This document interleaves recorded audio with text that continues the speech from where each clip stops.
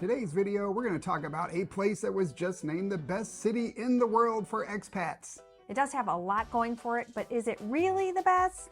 Before we dive in, hit that subscribe button if your dream is to live abroad, because it might be easier than you think and our videos can show you how.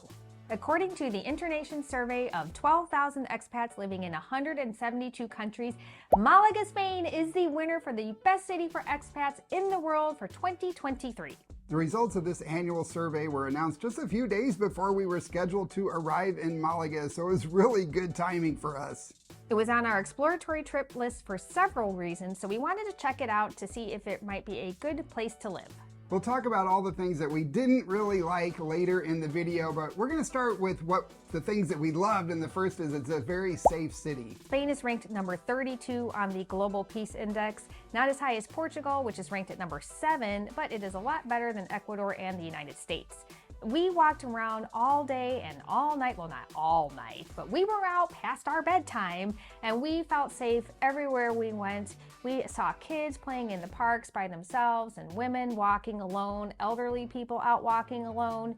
We felt really comfortable, so much that we just didn't even really think about safety. The next thing Malaga has going for it is mild winters. Winters are really mild compared to other parts of Europe further north. They have really nice spring and fall weather as well. And it's much warmer than we felt in Granada, although it did get a little chilly at night. It is sunny and dry, so if you like that kind of weather, you're gonna love Malaga. The sun sets at 6:04 p.m. on the shortest day of the year, so it felt a little bit more like home for us from Ecuador. The sun does rise though at 8:25 a.m., so the days are not as long in the winter, but they are quite a bit longer in the summer. It has a really dry climate, not a lot of humidity or rain. And in fact, the rivers were dry that we saw. There's a nice train station and an international airport. You can take the high-speed train to Madrid. There's also trains to Granada, Seville, and Cordoba. And there's direct flights to a lot of places in Europe as well as New York and Montreal. So it is easy to get to Malaga. It has potable water. You can drink it right out of the tap. And you can do that throughout Spain, actually. The water in Malaga didn't taste nearly as good to us as it did in Granada, but still not terrible. Malaga is pedestrian and bike friendly. You can walk everywhere. There are wide and flat sidewalks, and people stop for pedestrians. We're still getting used to that. It is also accessible to people with mobility issues. We saw people in wheelchairs and people using walkers and canes, and they were getting around without a lot of difficulty. There's a nice walk along the beach and the port area in La Malagueta on the southeast side of town. We took an Uber over to El Palo, which is east of town, and we walked back along that beach to Malagueta. It was really super nice. There are lots of bike lanes, and you can rent scooters, so you can zoom around on those little electric scooters. If you don't want to walk, Malaga has a good public transportation system, starting with their 2-line metro system. The main line runs east-west, and it starts in Centro and goes west to the universities.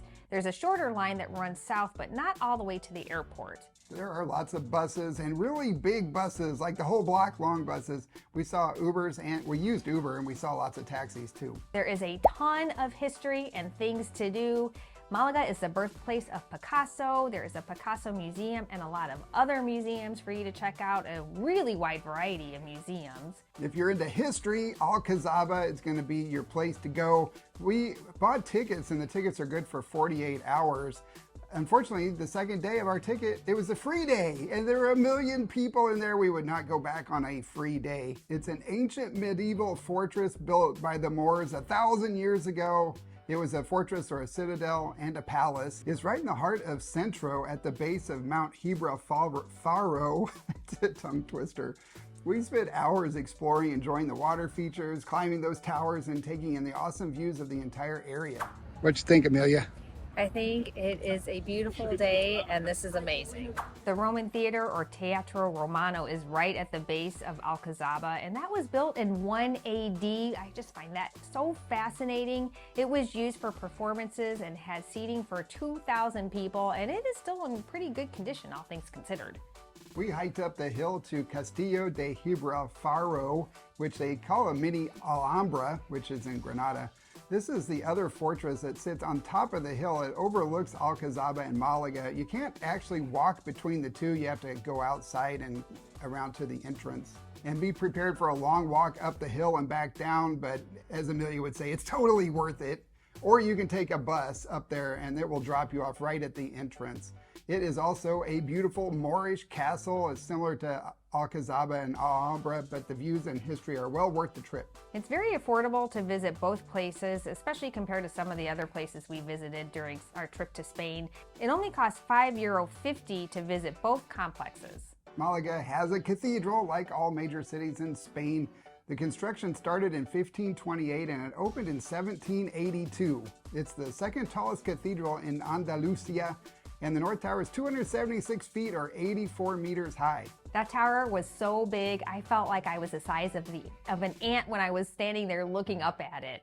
Malaga has lots of parks throughout the neighborhoods, a lot of little neighborhood parks. We really like La Victoria, that was close to where we stayed. But you also have Parque de Malaga, which is along the port area. It's kind of a linear park. It's really nice to wander through there. It's lots of greenery and what do they call those flowers? Birds of paradise? Birds of paradise, and a lot of pretty fountains too. Yeah, and there's exercise equipment along the beach. Amelia likes to see that. I do. I like to hop on those every once in a while and get in a little bit of extra exercise. This is what I'm talking about. This is a big, beautiful, wide beach and not a ton of seaweed like when we're in Playa del Carmen. Of course, we're in a completely different time of year. Malaga has a low cost of living. It was the most affordable place that we visited in Spain. The food was affordable at the grocery stores and mercados. The wine is super cheap. $5 gets you a nice bottle.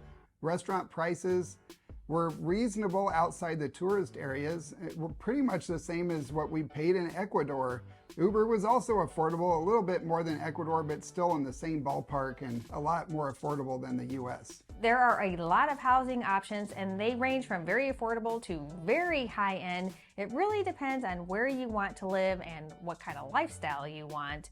You can find furnished beachfront condos in high-rise buildings that can run you $2,000 a month or even more. We checked out El Palo, which is a neighborhood that's close to the beach. It's popular with expats, but also with the locals. And a furnished rental around that area will run you anywhere from $900 to $1,200 a month. The area we stayed in is also affordable. This one was closer to El Centro and La Merced. And the rentals are anywhere from $700 for a small studio up to $1,500. If you want to look at the Soho area, you're looking again at a lot more money, around $2,000 plus. Malaga has lots of restaurants and bars to choose from. There's an abundance of outdoor seating too. It's really popular throughout Europe and especially in southern Spain where the weather is nicer. Some bars don't serve food though. We found that interesting. They do serve what they call frutos secos, but they don't actually have dried fruit in them. They're usually just like mixed nuts or sometimes they're like a Chex mix, but it's interesting to us that they're called frutos secos, which means dried fruit, when they don't have dried fruit. And of course we had to find our Indian food. We ate at Taj Tandoori. We actually ate there a few times because food was fantastic. That is really close to La Malagueta, right off the beach. Fantastic location. And we actually did cook a lot during this visit as well because the produce is amazing. Speaking of produce, they have nice mercados, grocery stores, and fruterias. The Mercado Atarazanas is a must-see. It's got everything. We saw tons of olives and spices and pretty much everything else you can imagine in there. Mercado La Merced was near where we stayed, and it is smaller, but you can still find what you need there. There's also a lot of grocery stores and fruterias in the neighborhood, so you don't have to walk far to get your essentials. It is chilly. It is winter. I guess I shouldn't be surprised, but we were really spoiled with the warm weather the other day. That looks like a really nice fruteria. It does. It looks really delicious. It's interesting the sign is in English. In Mercado La Merced was Moscone Supermercados. It was a really nice big grocery store. We were actually surprised to see such a large grocery store in those neighborhoods. There's also Dia, Mas, and several other local shops. You'll find a lot of organic and specialty shops in the local neighborhoods. We went to Bio Market or Bio Market and Eco Tienda. It's great because you can find things like gluten-free, vegan, and vegetarian options as well, and of course organic produce. If you enjoy shopping, Malaga's got you covered, but I'm gonna let Amelia talk about this one. This is her thing. The pedestrian shopping area in Malaga is fantastic. It is nice and clean, and there is a lot of shopping. You're going to find a lot of local stores and international chains. And one of the things I loved is that there are very few to no cars. You may see a car going through there if they're dropping off at a hotel or picking somebody up at their hotel. But even the DHL drivers are on those bikes or mini trucks. So you're just not going to have to worry about getting hit by a car when you're so busy shopping. If you're thinking about moving to Malaga, there are a wide variety of different neighborhoods to choose from. A lot of people think about the Centro area or the historic center. That's where people like to stay. It's also a lot more expensive and it's a lot more crowded. Soho is another popular area that's very close to Centro Historico, known as the art area. La Malagueta, we've already talked about it a little bit. It is super nice right on the beach. It kind of reminds me of Manta or Salinas in Ecuador. El Palo is another popular area that is east of Centro. It's kind of more of a suburb.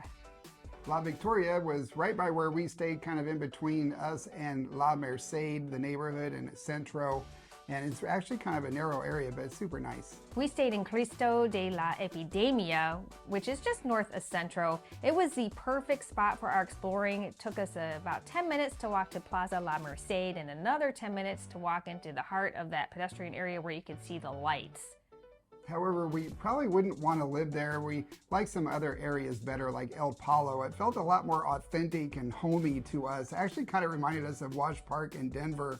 And it's also a really popular place for expats. And now for the downsides. And the first one is that it gets really hot in the summer. Yeah, ridiculously hot. It can get over 100 degrees Fahrenheit. That's like more than 38 Celsius. You are gonna need air conditioning and hope it doesn't break. When we were there in the winter, it was super nice, but man, I would not want to be there in the summer. Another downside is that some areas were pretty stinky. Yeah, really stinky.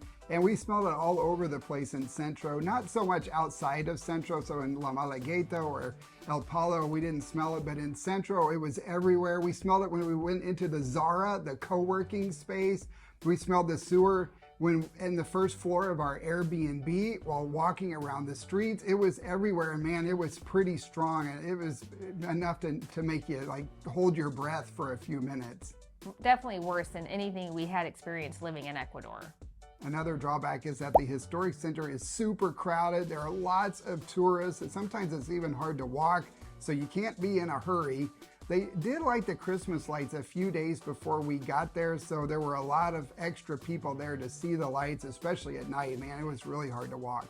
Some of the tiles there can get pretty slippery. Even though it is dry, it does rain on occasion, and we did experience rain while we were there, and let me tell you, those tiles felt pretty slick. You got to be careful. Yeah, we were holding on to each other to keep from falling, especially in our tennis shoes. They just did not grip those slick tiles. Another drawback is the internet. It's super slow. We've been really shocked since we've been in Europe and Portugal and Spain and the other places we've been at how slow the internet is. We had DSL in our Airbnb. I didn't even know that was still a thing.